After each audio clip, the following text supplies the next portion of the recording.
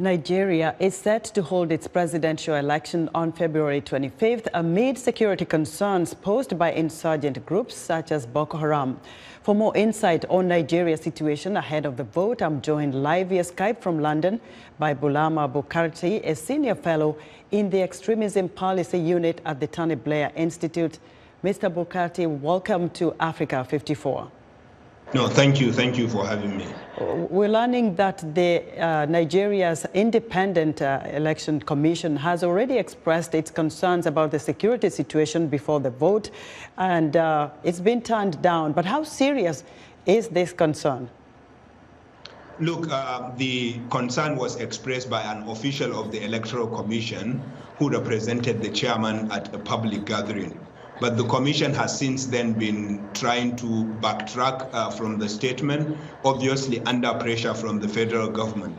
But let's face it, Nigeria's 2023 elections would be the most challenged security-wise in the history of Nigeria. And that's because there are three major security concerns facing the country, the most important of them being non-state armed groups, three of which are the major actors in different parts of Nigeria.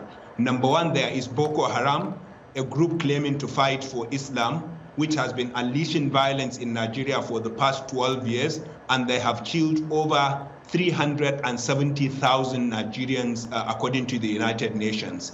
Number two, there is a separatist group operating in the southeastern part of Nigeria and the south-south geopolitical zone that has been targeting the Electoral Commission's offices and materials. And then in the north central and the northwestern part of Nigeria, there is a gang of about 30,000 criminal gangs that are locally called bandits, who have been abducting people and extorting ransoms, and have extorted ransom of over millions of dollars over the past 10 years and have killed over 10,000 people.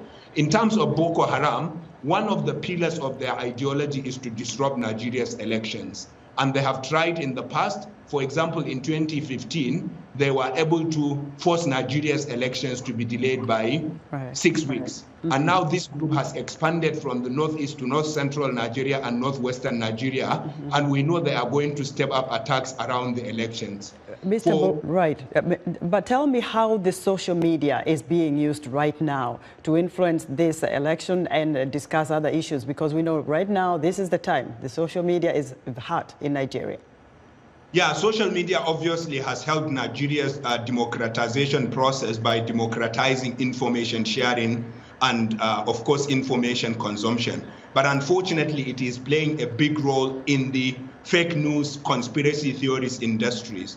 And already you would see lots of videos and photos that are going viral on social media about the different candidates of the political parties on things that are later found to be lies. We know that disinformation is going to disrupt Nigeria's election, unfortunately, and it may be able to flame the embers of unrest in the country, especially when you have people making unsubstantiated allegations on social media, and because there are no editors, no publishers to screen them out, it means anything get consumed. And unfortunately, some of what is being spread has no evidence, but is deeply believed by people who consume that kind of information. And so social media is going to be a big challenge for the elections. Maybe in 15 seconds, how are the presidential candidates addressing these security concerns ahead of the vote?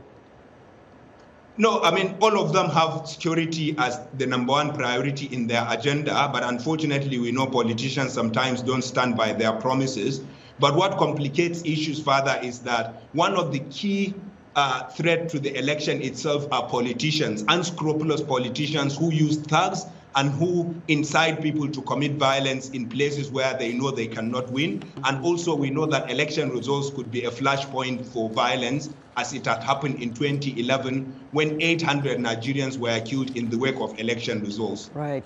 Mr. Bukarti, thank you so much for your insight into this topic. We'll get back to you before the election happens. Bulama Bukarti is a senior fellow in the Extremism Policy Unit at the Tony Blair Institute.